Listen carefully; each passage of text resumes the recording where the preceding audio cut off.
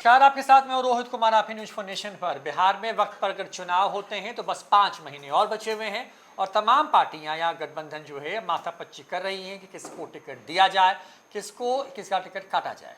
मौजूदा वक्त में बिहार में जो है एनडीए की सरकार है, नीतीश कुमार और तेजस्वी यादव में बहुत कम का फासला है। कई विधायक जो है इधर से उधर हो गए जब सरकार का फ्लो टेस्ट था। ऐसे में टिकट किसका बचेगा और किसका कटेगा, ये आपके और उन नेताओं के या उन विधायकों के आगे पीछे घूमने से तय नहीं होने वाला है। तो तय होगा कैसे? इस बार दरअसल दोनों गठबंधन की तरफ से और खास करके दोनों दल की तरफ से, यानी कि अगर एक तरफ एनडीए में बीजेपी और जदयू को ले लें या फिर महागठबंधन में फिलहाल तेजस्वी यादव की आरजेडी को ले लें, तो एक स्पेशल तरीके की ड्राइव चलाई जा रही है।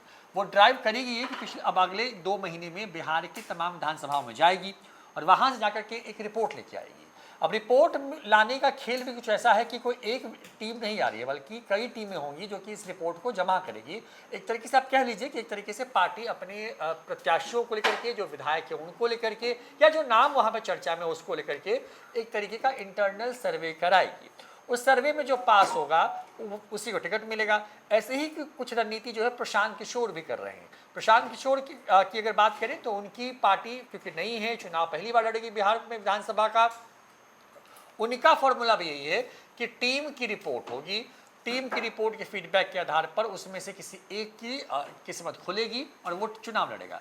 लेकिन ये बात एनडीए और महागठबंधन में नहीं है, क्योंकि इनके पास तो पहले से विधायक हैं। ऐसे में कई विधायक हैं जिनका टिकट कट सकता है। क्या रिपोर्ट आने वाली है और किस ऐलान ने जो है वो, चाहे वो एनडीए हो या महागठबंधन, खासकर के आरजेडी के विधायकों की नींद उड़ा रखी है, इसी को विस्तार से बताएंगे। दरअसल हुआ ये कि तेजस्वी यादव ने बीते दिन एक बड़ी मीटिंग की, उसमें कुल 24 टीमें बनाई, एक टीम में 5 लोगों को रखा गया और इसको जिम्मा ये दिया गया, जो कि वीडियो आप न्यूज फाउंडेशन पे देख भी सकते हैं विस्तार से, कि वो हर विधानसभा की रिपोर्ट लेकर के तेजस्वी यादव के टेबल पर रखेगी और उसके हिसाब से तेजस्वी यादव, लालू यादव मिलकर तय करेंगे किसको टिकट देना है। लेकिन इसमें बाजी मारती हुई नजर आ रही है मतलब बीजेपी, देवांशु, और बीजेपी ने क्या एक्स्ट्रा कर दिया है। और ये इस रिपोर्ट वाला जो रिपोर्ट जो खेल रही है तमाम पार्टियां, क्या इसी के आधार पर टिकट तय होगा? जैसा मैंने भी कहा कि यही फॉर्मूला तय किया गया, तो क्या यही एक बस पैमाना होगा या वहाँ पर आगे पीछे वालों की भी गुंजाइश होगी? देखिए, पहले भी देखिए इस तरह के सर्वे होना बहुत आम है। सर्वे होते हैं 3-4 सर्वे, जितना सर्वे जो है वो पॉलिटिकल पार्टियां करवा सकती हैं वो करवाती है। लेकिन ये पहली बार हो रहा है कि पब्लिक डोमेन में जो है वो चीज़ें रखी जा रही हैं। जब टीम बनाई जा रही हैं तो सब कुछ बताया जा रहा है, मतलब कि ठीक है। और जो आपने जिक्र किया इंट्रो में कि देखिए कुल 120 लोगों की टीम तेजस्वी ने बनाई है, तो बीजेपी की जो टीम है ना, कुल 972 लोगों की टीम जो है वो बन गई है। और ये बहुत ही महत्वपूर्ण हो जाता है। देखिए, हर विधानसभा सीट पर जाके सम्राट चौधरी हो या विजय सिन्हा हो, जाके एक्चुअल फीडबैक नहीं ले सकते हैं, क्योंकि उनका तामझाम है, उनका टारगेट है। कहीं किसी जगह रुकेंगे तो कहीं होता है कि एक्चुअल जानकारी जो है वो नहीं आ पाती। और कहीं अगर आप फोन घुमा के या किसी कार्यकर्ताओं को बुलाकर अगर पूछेंगे तो भी होता है ना कि नेता को खुश करने के लिए, क्योंकि ये ठिठियम वाला दौर चल रहा है ना, नेता को खुश करने के लिए एक्चुअल जानकारी, वो सटीक जानकारी जो है वो नहीं मिल पाती। मान लीजिए अगर तेजस्वी के साइड से ही अगर देख लें तो तेजस्वी यादव को किसी रियल जो है वो इनपुट चाहिए, रियल फीडबैक चाहिए। तो अगर तेजस्वी यादव चाहेंगे कि वो खुद जान लें या वहाँ के लोगों से या वहाँ के कार्यकर्ताओं से जाके, तो वो उनको एक्चुअल फीडबैक जो है ना वो नहीं मिल पाता है। ठीक है, इसका खामियाजा सबको होता है, तेजस्वी को भी होता है। और बीजेपी तो खैर माना ही जाता है कि ये बीजेपी का काम करने का पैटर्न जो है वो सर्वे आधारित है। ये बिहार बीजेपी वाला सर्वे जो है वो 972 लोग कर रहे हैं, तो हो सकता है केंद्रीय बीजेपी जो है अलग सर्वे इंटरनल रूप से और बिहार बीजेपी को इसकी जानकारी भी ना हो। ऐसा बहुत प्रोफेशनल ढंग से जो है वहां पर काम होता है। बहरहाल 120 वर्सेस 972 की टीम बनी है। 120 लोगों की टीम जो है वो तेजस्वी यादव ने बनाई है। ये टीम जो है हर विधानसभा सीट पर जाएगी और 3-4 सवाल जो है वो जनता से पूछेगी। आरजेडी वाली टीम जो सवाल पूछेगी वो ये पूछेगी कि इस विधानसभा सीट पर किससे उम्मीदवार बनाना आप चाहते हैं महागठबंधन के टिकट पे, ये सवाल पूछेगी और ये बहुत इंपॉर्टेंट है। ठीक है, और दूसरा सवाल पूछेगी आप चाहते क्या है, तेजस्वी यादव अगर सीएम बने तो आप क्या चाहते हैं कि सीएम बनने के बाद वो क्या करे, पहला काम कौन करे और 3-4-5 काम कौन से चाहते हैं कि आपके विधानसभा सीट के लिए ये काम सबसे बेहतर होगा। ये इस टीम की रिपोर्ट जो है वो डिटेल में फाइलिंग की जाएगी, कितने लोगों से बात करेंगे, कौन किस आदमी से बात हुआ, किस पंचायत के किस गांव के अंतर्गत आने वाले लोगों से बात हुई, सब कुछ डिटेल के साथ, और जो स्टेटमेंट होगा लोगों का वो रिकॉर्ड लिखा जाएगा और बाकायदा फाइल बनाकर जो है वो सबमिट की जाएगी और तेजस्वी यादव के टेबल पर ये रखी जाएगी। बीजेपी वाला क्या है, बीजेपी वाले देखिए आरजेडी और बीजेपी की टीम में अंतर यह है रोहित कि तेजस्वी यादव ने खुद की टीम बनाई है जो कि महागठबंधन के लिए काम करेगी, उसमें कोई कांग्रेस का नुमाइंदा नहीं है या लेफ्ट का नहीं है। हाँ, लेफ्ट का नहीं है और मुकेश सहनी की पार्टी का तो है ही नहीं। बीजेपी वालों ने ऐसा नहीं किया, बीजेपी वालों ने जेडीयू को जगह दी है। हालांकि चिराग पासवान की पार्टी के नेता उस टीम में नहीं है, उस टीम में मांझी नहीं है, उपेंद्र कुशवाहा की पार्टी के लोग नहीं, इसमें सिर्फ वो मतलब कह रहे हैं कि एनडीए का मतलब वो मान रहे हैं कि बीजेपी और जेडीयू, ठीक है। और इसमें ये टीम जो है 2 टीम भेजेगी एक विधानसभा सीट में क्रॉस करने के लिए, क्योंकि 2 टीम भेजेगी तो एक विधानसभा सीट से 2 रिपोर्ट आएगी और दोनों को ये पता नहीं होगा कि वो कहाँ जा रहे हैं, ये कहाँ जा रहे हैं, मतलब बिल्कुल अलग, क्योंकि 2 ही लोग हैं, टीम छोटी है। तेजस्वी की टीम में 5 लोग हैं। तो क्या मतलब इस चर्चा को आगे बढ़ा उससे पहले एक सवाल मेरे जहन में है वो कि क्या तेजस्वी यादव को भरोसा नहीं है महागठबंधन के दूसरे दलों पर, या वो चाहते हैं कि नहीं वो ही ठोक बजा कर चीज़ें तय करें, जबकि दूसरी तरफ एनडीए जो है वो आराम से मतलब है और जदयू को भी साथ में बीजेपी जो है वो लेके चल रही है और दोनों की रिपोर्ट के आधार पर चीज़ें तय होंगी। तो क्या तेजस्वी यादव जो पिछली बार उनके साथ हुआ, कांग्रेस को ज़्यादा सीटें मिली वो हार गई, तेजस्वी यादव सत्ता में आते थे रह गए, तो क्या तेजस्वी यादव यकीन नहीं कर रहे हैं ये वजह है, या फिर उनको लगता है कि नहीं मतलब आरजेडी सब कुछ कर लेगी बिहार में? देखिए बहुत इंपॉर्टेंट सवाल आपने कर लिया, बहुत ज़रूरी सवाल है ये। देखिए अभी क्या है ना, इसका मैं सीधा जवाब दूं इसलिए थोड़ा सा घुमा के जवाब दे देता हूं। अभी महागठबंधन की 2 बैठक हो चुकी है, ठीक है। तीसरी बैठक जो है वो आगामी 4 मई को जो है वो पटना के दीघा रिसोर्ट में होगी। 2 बैठक में हो क्या रहा है, कुछ नहीं, सीट शेयरिंग पे बात ही नहीं हो रही है, मतलब कि ये लोग बैठ तो रहे हैं, आओ मिलो खाओ जाओ, हाँ बस यही हो रहा है। और कहीं ना कहीं मुझे ये लग रहा है, देखिए वीआईपी और आरजेडी में सब कुछ ठीक है, एकदम कॉम्बिनेशन वाला लग रहा है, भाई वाली जोड़ी लग रही है, लेकिन कांग्रेस और आरजेडी में सही में बाहर से कुछ भी दिखे, फ्रेम कुछ भी आए, लेकिन ये नहीं है इंटरनल तौर पर जो है ना, कांग्रेस अभी भी आनाकानी वाली स्थिति में। अरे ऐसा लग जाता ना, कई विधायक से भी हमारी बात हुई, झुकने को तैयार नहीं है, झुकने को तैयार नहीं है भाई साहब, झुकने को तैयार नहीं है। और पता नहीं क्यों ऐसा तेवर है, ये हम नहीं जानते, लेकिन हाँ महागठबंधन में तेजस्वी यादव की मजबूरी है, क्योंकि वो जानते हैं कि अगर कांग्रेस साथ नहीं रहेगी ना तो कांग्रेस का छोड़िए ना क्या नुकसान हो जाएगा, असल नुकसान, ओरिजिनल नुकसान तेजस्वी यादव का होना है कि वो सीएम नहीं बन पाएंगे। इसलिए उनकी मजबूरी भी है कि कांग्रेस को साथ रखना, थोड़ा सा पुचकार के, थोड़ा सा दुलार के रख रहे हैं, लेकिन अंदर से इच्छा, अंदर से वो भरोसा इस बार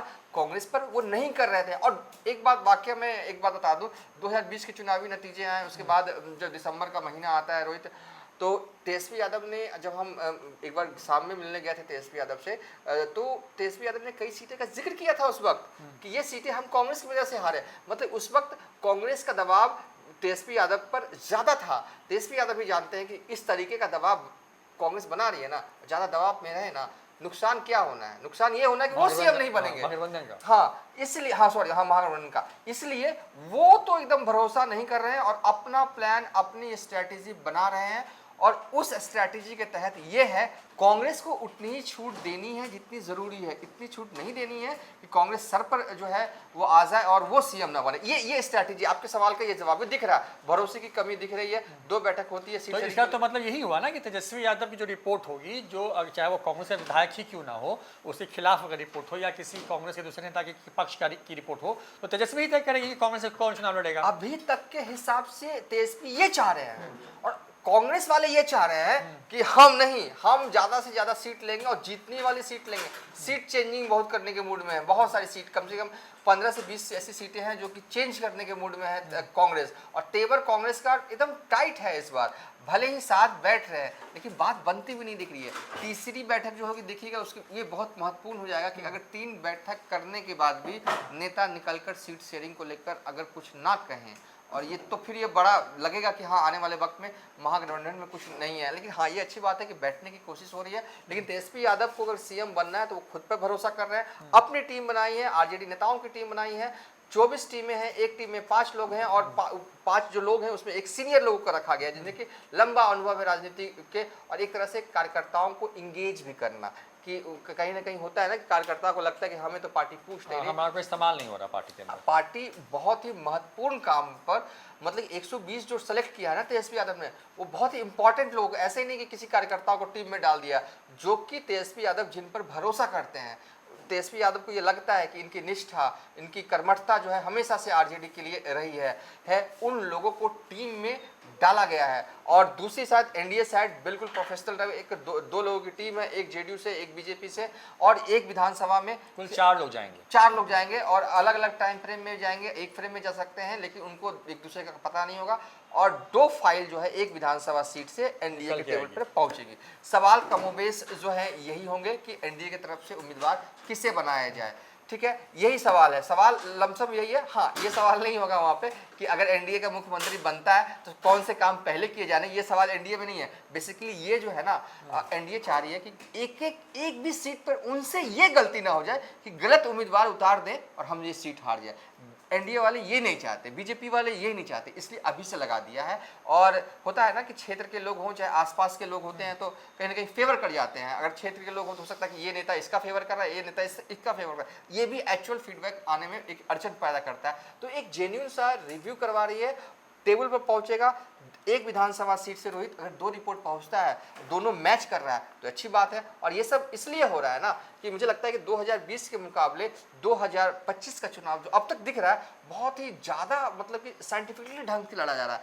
कोई गलती करने की गुंजाइश जो है वो नहीं की जा रही है। कोई नहीं करना चाह रहा। कई बार होता है ना रोहित, जैसा कि हम लोग भी जिक्र करते हैं कि जीतने वाली सीट हार जाता है आदमी, हारने वाला सीट जीत जाता है। ये सब क्यों होता है? जैसे कि सीट 3 तरह की होती है, एक A grade, B grade, C grade. A grade seat जो कि वो संबंधित पार्टी को जीतना ही है, जैसे कि फतुआ जो है वो आरजेडी को जीतना ही है, पटना साहिब जो है वो जीतना ही है बीजेपी को। और एक सीट ऐसी होती है वो है बी ग्रेड की सीट जो कि कोई भी जीत सकता है, स्विंग वोटर वहाँ पर होता है, कुछ भी हो सकता है, बीजेपी भी जीत सकती है और आरजेडी वाले भी जीत सकते हैं, कुछ भी हो सकता है, नहीं कहा सकता, जब तक नतीजे ना आ जाए कुछ नहीं कहा सकता। एक सीट होती है सी ग्रेड वाली सीट जो कि पता होता है कि यहाँ सीट से हम नहीं जीत सकते हैं लेकिन लड़ते हैं। ऐसा थोड़ी ना होता, पता हो जाए कि नहीं जीत सकते इसका मतलब चुनाव ही नहीं लड़े। तो ये सब चीज़ है ना, सब कुछ यही करने के लिए हो रहा है कि अच्छे उम्मीदवार का चयन संबंधित विधानसभा सीट पर हो, उम्मीदवार गलत चुनने की वजह से सीट लूज ना हो, ये तेजस्वी यादव भी चाहते हैं और ये बीजेपी के नेता भी चाहते हैं। इसी स्ट्रैटेजी के तहत जो है वो दोनों ही गठबंधन की तरफ से जो है वो टीम बनाई है। अब देखना होगा कौन सबसे ज़्यादा अच्छा काम करेगा। 120 वाली टीम जो तेजस्वी यादव ने बनाई है और जो 972 लोगों की टीम जो है वो एनडीए ने बनाई है रोहित। तो देखिए बल यही पूरी कहानी है कि दोनों तरफ से टीमें तैयार कर दी गई हैं, मैदान में उतार दिया गया। बस अंतर ये है कि एक तरफ सिर्फ आरजेडी है, दूसरी तरफ बीजेपी के साथ जदयू भी है और ये टीमें रिपोर्ट लेके आएगी। रिपोर्ट में जो चीज़ें तय होगी उसके हिसाब से तय होगा कि किसको चुनाव लड़ना चाहिए या लड़वाना चाहिए। सवाल वही बुनियादी हैं कि किसको मौका मिलना चाहिए, कौन बेहतर इस इलाके में है, विधायक ने काम किया या नहीं किया, पिछले बार वो क्यों नहीं चुनाव जीत पाई। तमाम ये वो बुनियादी सवाल हैं जो इस पूरी रिपोर्ट में होंगे और इसी के आधार पर जो है अब ये पार्टियां तय करेंगी, क्योंकि चुनाव कि वक्त का जो वक्त है वो नज़दीक आ रहा है और वैसे वैसे धीरे धीरे आगे बढ़ते हुए तमाम जो दल हैं वो अपने अपने हिसाब से रणनीति को बनाने या तय करने में लगे हुए। फिलहाल इतना ही, देखते ही न्यूज़ फॉर नेशन।